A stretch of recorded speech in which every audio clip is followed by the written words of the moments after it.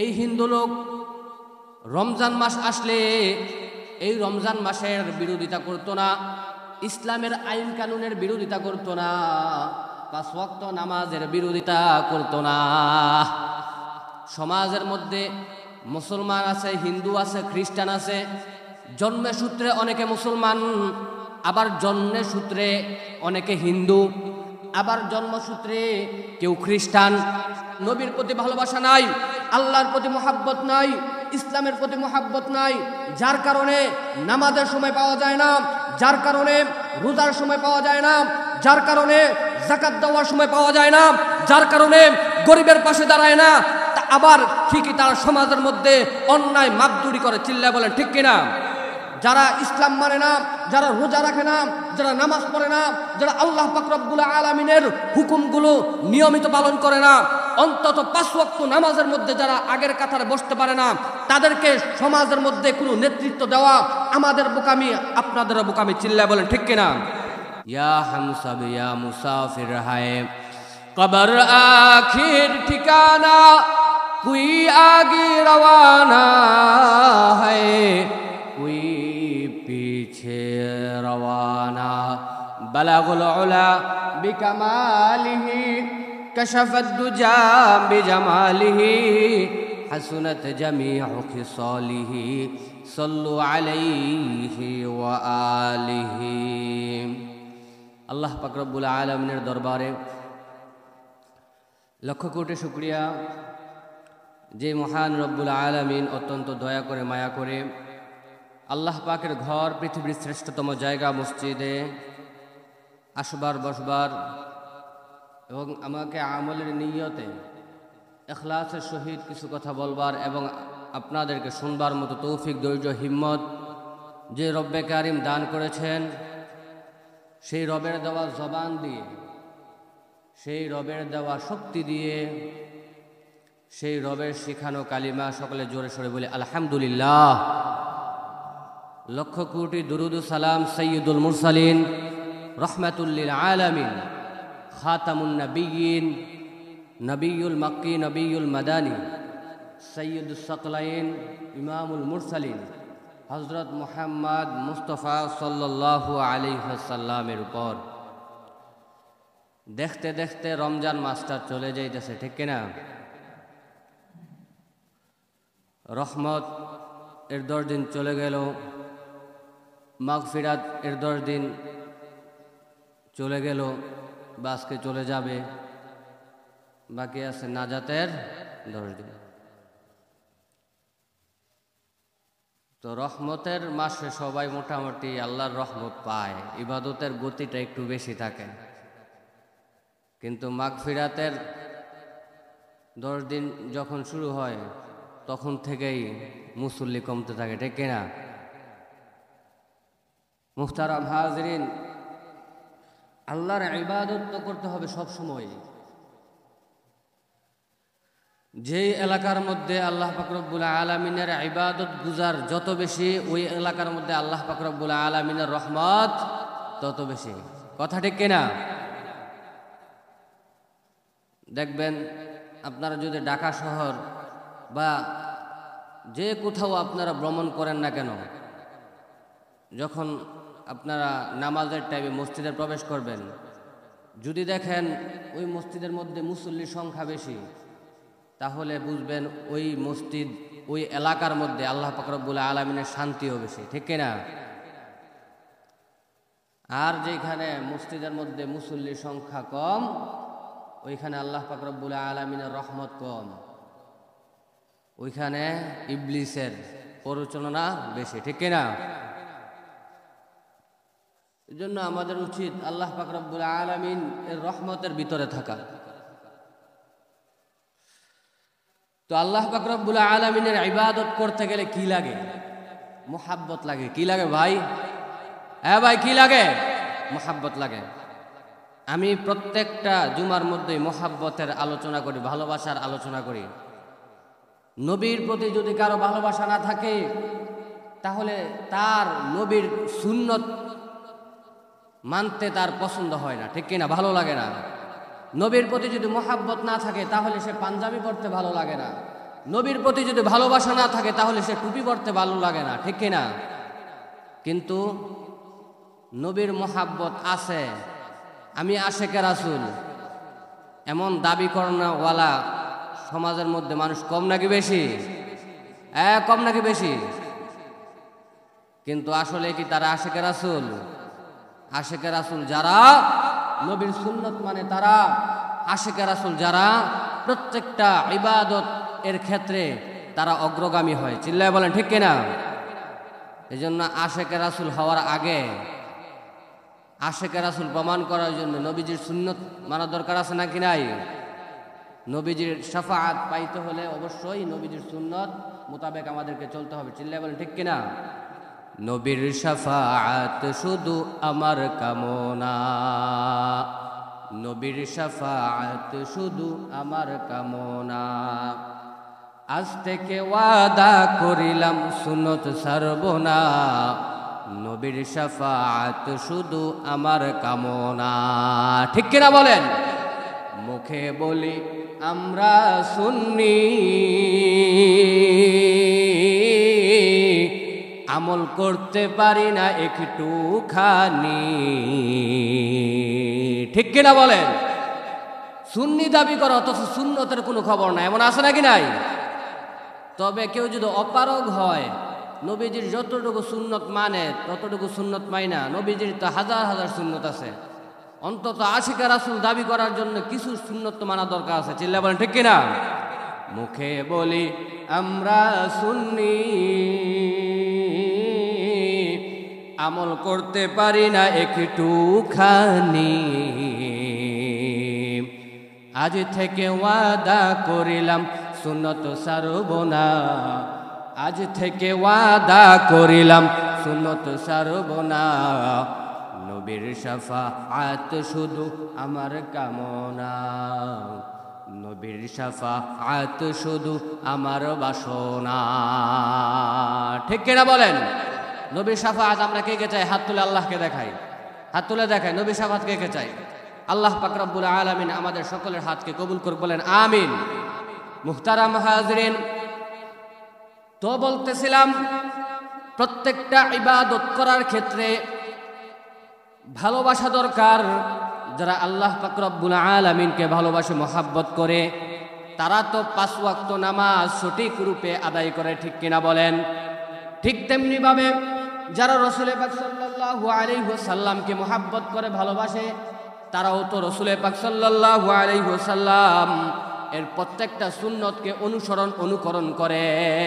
ঠিক কিনা?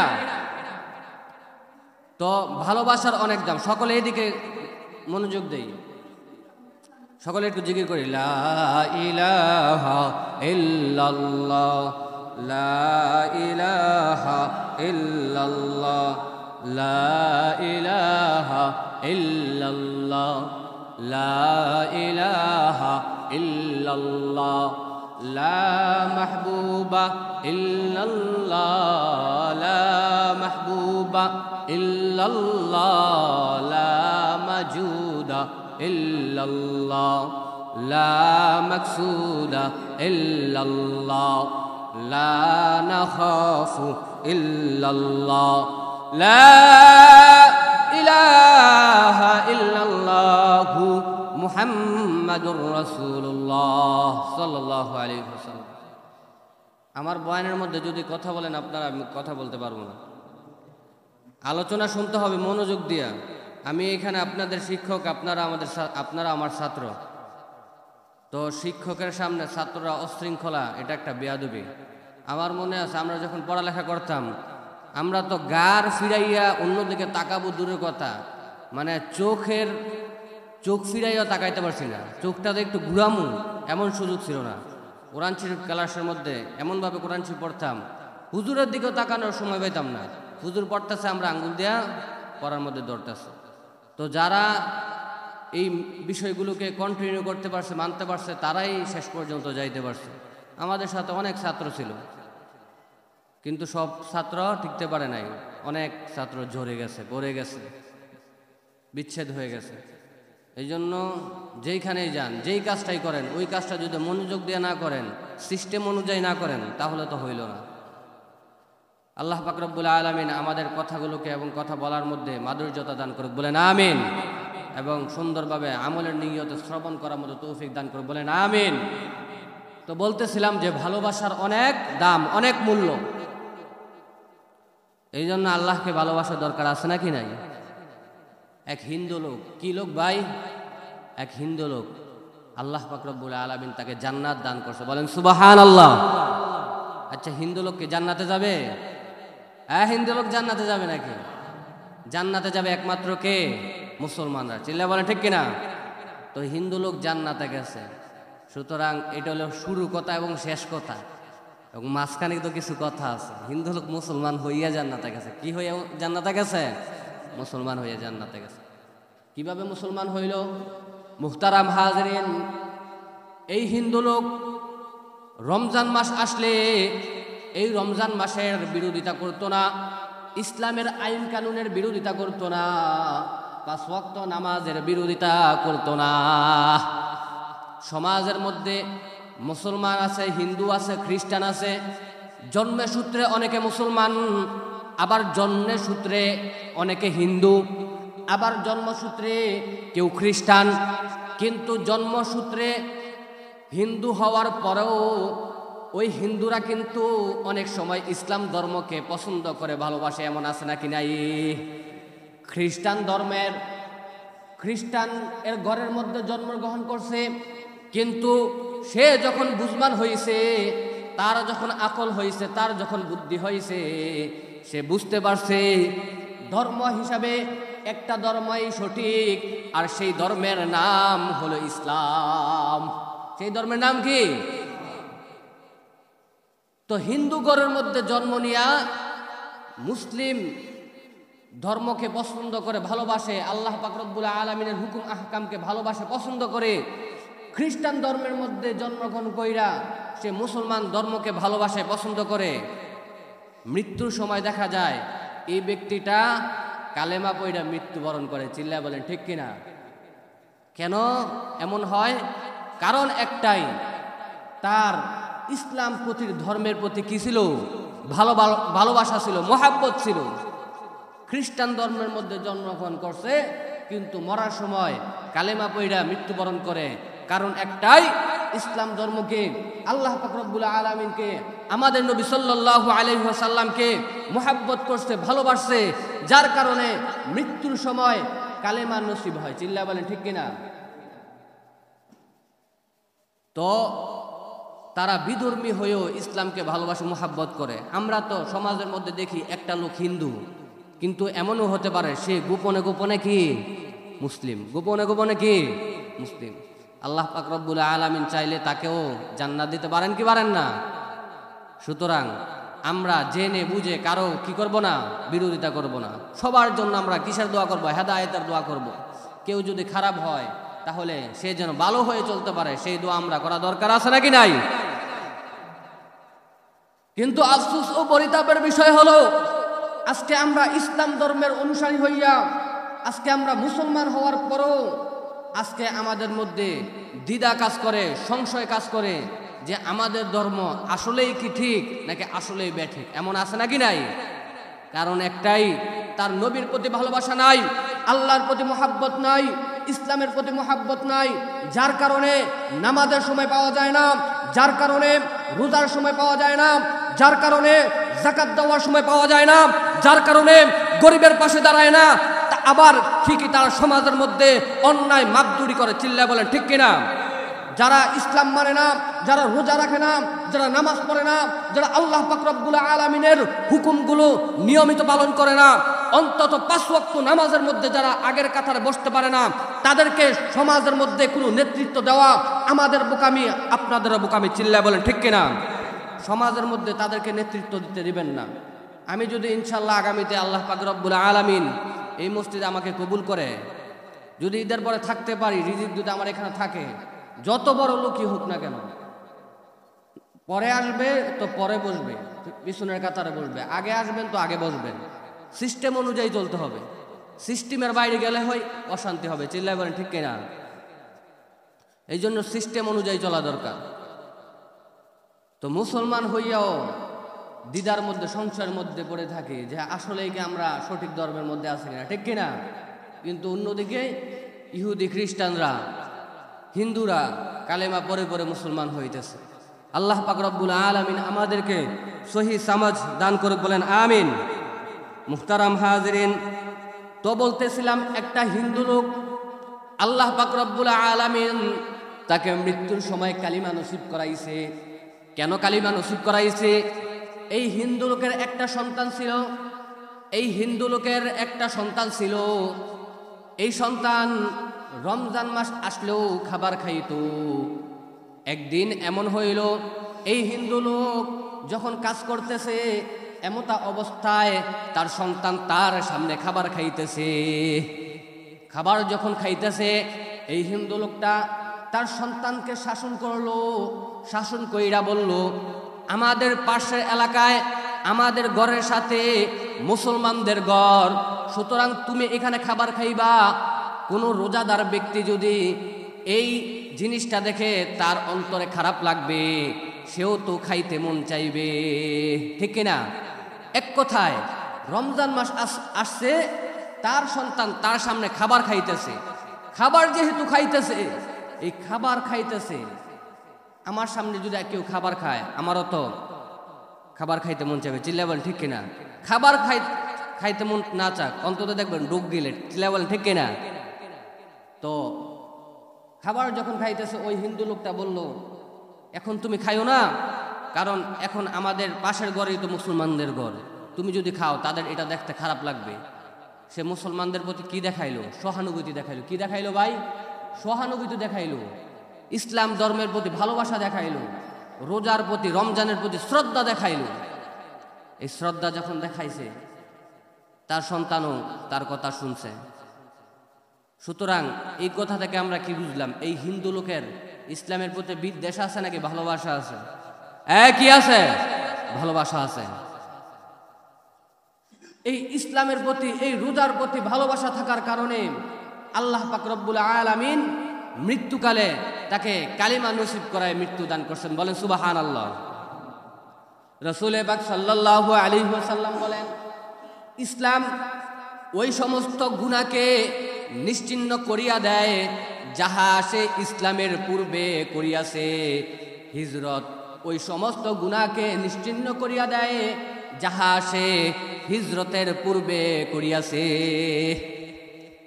কেউ যদি বিধর্মী হয়, বিধর্মী থেকে যখন সে ইসলাম ধর্মের মধ্যে প্রবেশ করে, ইসলাম ধর্মে প্রবেশ করার আগে সে শিরক করুক, বেদাত করুক, কুফর করুক, যত বড় বড় অন্যায় করুক না কেন, আল্লাহ পাক রব্বুল আলামিন তার সব অন্যায় অবিচার ক্ষমা করে আল্লাহ পাক রব্বুল আলামিন তাকে নিষ্পাপ বানাইয়া দেয়। বলেন সুবহানাল্লাহ। সুতরাং ইসলাম এমন একটা ধর্ম, আল্লাহ পাক রব্বুল আলামিন হলেন রহমান, আল্লাহ পাক রব্বুল আলামিন হলেন রহিম। আল্লাহ পাক রব্বুল আলামিন চান আমরা সবাই কোথায় যাই? জান্নাতে যাই। সুতরাং জান্নাতে যাওয়ার জন্য আমাদের আমল করা দরকার আছে নাকি নাই? মুহররম মাস গেল, আমল করতে পারলেন না। সফর মাস গেল, আমল করতে পারলেন না। রবিউল আউয়াল মাস গেল, রবিউল আখির মাস গেল, জুমাদাল আউয়াল গেল, জুমাদাল সানি গেল, রজব গেল, শাবান গেল, কোনো মাসে আপনি আমল করতে পারলেন না। আল্লাহ বলে, বান্দা, ও বান্দা, তোকে আমি ডাকি, তুই আমল কর, আমল করে জান্নাতে প্রবেশ কর, নিজের নফসটাকে পরিশুদ্ধি কর। তারপরও আমাদের মধ্যে কি নাই? অনুভূতি নাই। এই জন্য ভাই আমল করতে হবে। রমজান মাস দেখতে দেখতে প্রায় চলেই গেছে। আজকে কত রমজান? 20 রমজান। কত রমজান ভাই? 20 রমজান। আমি তো ইতিপূর্বে যতখানি আল্লাহ পাক রব্বুল আলামিন আমাকে খেদমত করাইছে, সব জায়গায় আলহামদুলিল্লাহ অন্তত সারা সপ্তাহ মুসল্লি না পাইল, শুক্রবারে মুসল্লি পাইছে। কিবারে মুসল্লি পাইছে? শুক্রবারে মুসল্লি পাইছে। আর রমজান মাসও আলহামদুলিল্লাহ মুসল্লি পাইছে। এবং আল্লাহ পাক রব্বুল আলামিন অনেক খেদমত করাইছে। তো আমরা দেশ ঘুরি, ভ্রমণ করি, জানি। তো কথাগুলো বলি খুব চিন্তা করে বলি, গবেষণা করে বলি। যে এলাকার মধ্যে আমল যত বেশি ওই এলাকা তত উন্নত। এজন্য আমাদের আমলের পরিমাণ বাড়াইতে হবে। আপনাদের এখানে মুসল্লি আজকে আলোচনায় দাঁড়াইছে কয়টায়? 1টা বাজে প্রায়, তারপরে মুসল্লি নাই। রমজান মাসের আগে তো 45-এ 50-এ আলহামদুলিল্লাহ 2-1 জন আইতো। এই রমজানের মধ্যে 2-1 জনও নাই। কেন এমন কেন হবে? এমন হওয়ার কারণ কি? বাঙালি হইল এমন একটা জাতি, যেই জাতি মনে করেন যত দুঃখ কষ্ট আসুক না কেন সে দুঃখ কষ্ট সহ্য করবে, তারপরও সে ভালোর দিকে অগ্রসর হইবে না। ঠিক ঠিক কিনা? এই যে দেখতেছেন আগে ফলের মধ্যে কত মজা ছিল, স্বাদ ছিল, মাছের মধ্যে মজা ছিল, স্বাদ ছিল, ছিল কি ছিল না? এখন কি সেই স্বাদ মজা পান? ইবাদত না করতে করতে যে ফলের স্বাদ চলে যাইতেছে, গুনাহ করতে করতে যে মাছের স্বাদ চলে যাইতেছে, আল্লাহ পাক রব্বুল আলামিন রহমত উঠা যাইতেছে, এটা আমরা বুঝতেছি ঠিকই, কিন্তু আমরা সহ্য করে নিছি। তারপর আমরা কি করবো না? ইবাদত করবো না। এমন একটা মন মানসিকতা আমাদের তৈরি হয়ে গেছে। চিল্লায় বলেন ঠিক কিনা? এই মন মানসিকতা থেকে আমাদেরকে বাহির হয়ে আসতে হবে। তারপরে আমি আপনাদের এলাকার মধ্যে আসার পরে যতটুকু বুঝলাম, এই এলাকার বাচ্চা যারা আছে, তারা অনেক বাচ্চা আছে আলহামদুলিল্লাহ, তাদেরকে সঠিকটা বুঝাইলে বুঝবে, সঠিকটা জানাইলে জানবে, সঠিক শাসনটা করলে তারা সুশিক্ষায় শিক্ষিত হতে পারবে। কিন্তু আমরা সঠিক শাসনও করতে চাই না, সঠিক বুঝাতেও চাই না। বাংলাদেশের আইনের মধ্যে অত মনে সম্ভবত যে 18 বছরের নিচে তাকে দিয়ে কোনো কর্ম করানো যাবে না, এমন আইন হয়তো আছে। শিশু কর্ম, এটা ঠিক না, কিন্তু সে যখন একটু কথা বলতে পারে তাকে দেয়া টাকা ইনকামের রাস্তা কিভাবে বের করা যায় সেই চিন্তা করে। ছোটবেলা যে টাকা উপার্জন করে, ছোটবেলা যে 10 টাকা উপার্জন করে, বড় হয়ে সে 10 টাকায় উপার্জন করে। আর ছোটবেলা যে কষ্ট করে করে লেখাপড়া শিখে, সে 10 টাকা উপার্জন করার আশায় লেখাপড়াকে নষ্ট করে না, সে বড় হয়ে লক্ষ টাকা উপার্জন করে। চিল্লায় বলেন ঠিক কিনা? সকলে একটু জিকির করে লা ইলাহা ইল্লাল্লাহ, লা ইলাহা ইল্লাল্লাহ, লা ইলাহা ইল্লাল্লাহ, লা ইলাহা ইল্লাল্লাহ, লা ইলাহা ইল্লাল্লাহ, লা ইলাহা ইল্লাল্লাহু মুহাম্মাদুর রাসূলুল্লাহ সাল্লাল্লাহু আলাইহি ওয়াসাল্লাম। একজন ব্যক্তি সে তার জীবনের 20টা বছর লেখাপড়ার পিছনে শ্রম দিছে, শিখার পিছনে শ্রম দিছে। 20 বছর যাইয়া যখন সে 21 বছরের মধ্যে পাড়া দেয়, সে একদিনে রোজগার করে 1 লক্ষ টাকা। এমন আছে নাকি নাই? আর আরেকজন ব্যক্তি জীবনের 20টা বছর থেকে 10টা বছর খালি কাজই করছে, তার বেতন হইল 20,000 টাকা। এই 20 বছর পরেও তার বেতন 20,000 টাকাই থাকে। চিল্লায় বলেন ঠিক কিনা? কিন্তু যে পড়ালেখার বয়সে পড়ালেখা করছে, শিখার বয়সে শিখছে, তার উন্নতি হয় কি হয় না? সুতরাং আপনারা যারা আছেন, সন্তানদেরকে সঠিক শিক্ষাটা দেন, সঠিক বুঝটা বুঝান, সুশিক্ষায় শিক্ষিত করেন, তাহলে সে সমাজের মধ্যে মাথা উঁচু করে বাঁচতে পারবে। আর যদি সুশিক্ষায় শিক্ষিত না করে কাজ করান, তাহলে সে এখন যেমন কাজ করে আগামী 40 বছর পরেও সে কাজ করে খাইতে হবে। চিল্লায় বলেন ঠিক কিনা? আল্লাহ পাক রব্বুল আলামিন আমাদেরকে বুঝার মতো তৌফিক দান করে, বলেন আমিন।